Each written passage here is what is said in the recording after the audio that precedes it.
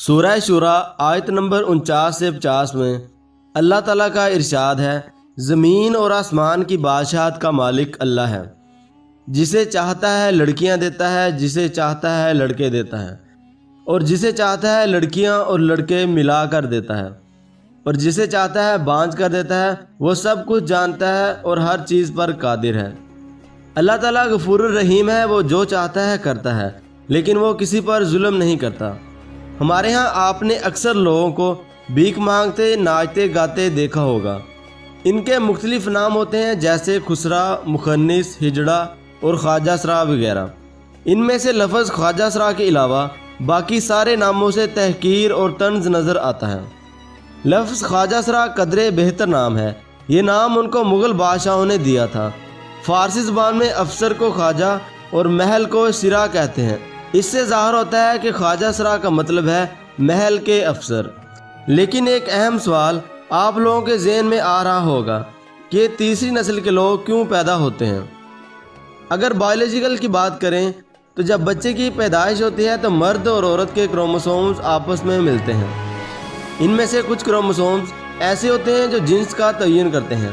اگر مرد کے کروموسوم غالب ہوں تو لڑکا پیدا ہوتا ہے، اور اگر عورت کے کروموسومز غالب ہوں تو لڑکی پیدا ہوتی ہے۔ لیکن تیسری جنس کے کیس میں یہ اتفاق ہوتا ہے کہ عورت اور مرد کے کروموسوم آپس میں برابر ہو جاتے ہیں، جو کہ عموماً کم ہی ایسا ہوتا ہے۔ ایسی صورتحال میں جو بچہ پیدا ہوتا ہے وہ نہ تو مرد ہوتا ہے اور نہ ہی عورت ہوتی ہے۔ حضرت عبداللہ بن عباس رضی اللہ تعالیٰ عنہ سے روایت ہے، انہوں نے فرمایا کہ ہجڑے جنات کی اولاد ہیں۔ کسی نے ابن عباس رضی اللہ تعالیٰ عنہ سے پوچھا کہ یہ کیسے ہو سکتا ہے، تو انہوں نے فرمایا کہ اللہ اور اس کے رسول صلی اللہ علیہ وسلم نے آدمی کو حیض کی حالت میں عورت کے پاس آنے سے منع فرمایا ہے۔ جب آدمی اس حالت میں اپنی بیوی کے پاس آتا ہے تو شیطان عورت کی طرف پہلے پہنچ جاتا ہے، یعنی صحبت کر لیتا ہے، تو عورت حاملہ ہو جاتی ہے اور اس سے اولاد ہجڑا بن جاتی ہے۔ ایک بات جو بہت کم لوگ جانتے ہیں وہ یہ کہ تیسری جنس میں بھی مرد اور عورت یعنی میل اور فیمیل خواجہ سرا ہوتے ہیں۔ اس کا تعین یوں ہوتا ہے کہ اگر میل کروموسوم فیمیل کروموسوم پر دوبارہ غالب آ جائیں تو میل خواجہ سرا ہوتا ہے۔ بالکل اسی طرح اگر فیمیل کروموسوم میل کروموسوم پر دوبارہ غالب آ جائیں تو فیمیل خواجہ سرا ہوتی ہے۔ خواجہ سراؤں میں بھی مختلف قسمیں ہوتی ہیں۔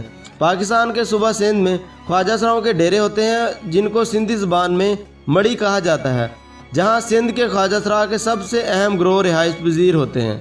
ان کی ایک قسم ملاکھڑے بھی ہوتی ہے، جن کا دعویٰ ہے کہ وہ پیدائشی طور پر جنسی صلاحیتوں سے محروم ہوتے ہیں۔ حضرت علی شیر خدا رضی اللہ تعالیٰ عنہ سے کسی نے پوچھا کہ تیسری جنس کی وراثت کے بارے میں کیا حکم ہے، تو آپ نے جواب دیا کہ تیسری جنس کی وراثت کا تعین ان کی مشابہت سے کیا جائے گا، یعنی اگر وہ مرد کے مشابہ ہے تو اس کو مرد کا حصہ ملے گا، اور اگر عورت کے مشابہ ہے تو اس کو عورت کا حصہ ملے گا۔ اس کا مطلب ہے کہ اسلام نے مرد اور عورت کی طرح خواجہ سراؤں کو بھی حقوق دیے ہیں۔